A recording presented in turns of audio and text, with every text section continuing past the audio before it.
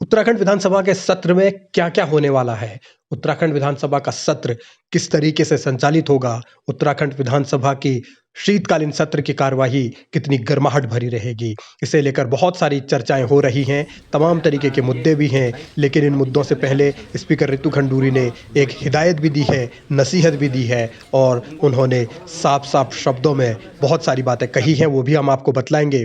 लेकिन उससे पहले समझिए कि किस तरीके से सत्र को लेकर तैयारियां चल रही हैं, सर्वदलीय बैठक हुई और उसके बाद विपक्ष के कैसे तेवर हैं।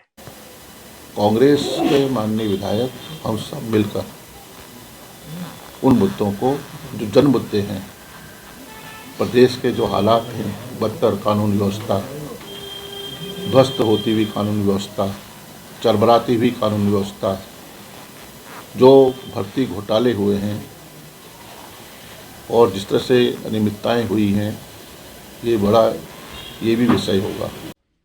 बिगड़ती कानूनी व्यवस्था हो, भर्ती प्रक्रिया में गड़बड़ी हो या फिर दूसरे मुद्दे हों, इन मुद्दों के सहारे विपक्ष सरकार को घेरने की तैयारी में है, तो सत्ता पक्ष भी लगातार यही दावा कर रहा है कि हर सवाल का जवाब जरूर दिया जाएगा। यह हर बार की परंपरा भी होती है, लेकिन सदन के भीतर क्या सब कुछ ठीक रहेगा, इसे लेकर अलग-अलग पहलू अभी से होने लगे हैं, क्योंकि एक तरीके से कांग्रेस की गुटबाजी बार-बार उसकी परेशानी बनती है, मंत्रियों का होमवर्क करके ना आना सरकार की समस्या बनती है। तो हरीश धामी का कांग्रेस विधानमंडल दल की बैठक में आना भी चर्चा का सबब बन गया, क्योंकि हरीश धामी ने रिजल्ट के बाद बहुत बगावती तेवर दिखाए, यहाँ तक एक सभा में कह दिया कि वो अगला चुनाव कांग्रेस के टिकट पर नहीं लड़ेंगे। लेकिन कांग्रेस फिलहाल अब आगे की रणनीति बना चुकी है, कैसे काम होगा। तमाम विषय हैं, इसके इतर अन्य जो विषय आज चर्चा में आए हैं, माननीय विधायकों के अपने क्षेत्र के सब विभिन्न विषय हैं, मुद्दे हैं, उनको समाहित करते हुए कल 310 में हमारे लिए बहुत महत्वपूर्ण होगा। 310 में हम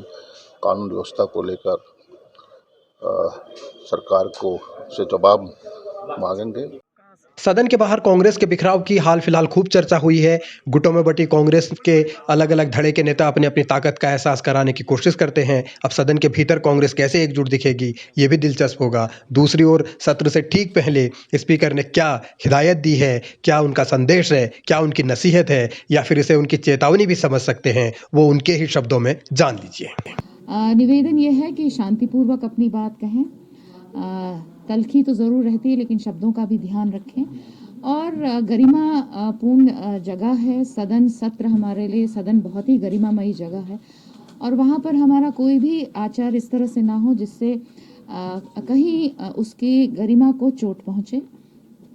युवा विधायक बहुत हैं हमारे पास इस बार, खुशी की बात भी है और बहुत आवश्यक है कि युवा विधायक जो हैं वो एक आचरण के तहत अपने प्रश्न मंत्रियों से या सरकार से करें। शब्दों के चयन में और सदन के भीतर प्रक्रिया के पालन में और गरिमा बनाए रखने में हर किसी को सहयोग करना होगा, ये उन्होंने हिदायत दी है, नसीहत दी है। अब इस नसीहत का कितना पालन होता है, स्पीकर की बातों पर कितना अमल विपक्ष के विधायक करते हैं, सत्ता पक्ष के विधायक मंत्री करते हैं, ये सब सदन के भीतर ही पता चलेगा। लेकिन फिलहाल इतना जरूर है कि रणनीतियां जो बनी हैं वो जमीन के ऊपर कैसे उतरेंगी, क्योंकि कांग्रेस जिस तरीके से अलग अलग गुटों में बटी हुई रहती है, तो क्या वो सरकार को घेर पाएगी और क्या सरकार इस बार सही तरीके से जवाब दे पाएगी, क्या मंत्री होमवर्क करके आएंगे, क्या स्पीकर की नसीहत का असर होगा, ये सब कल पता चलेगा।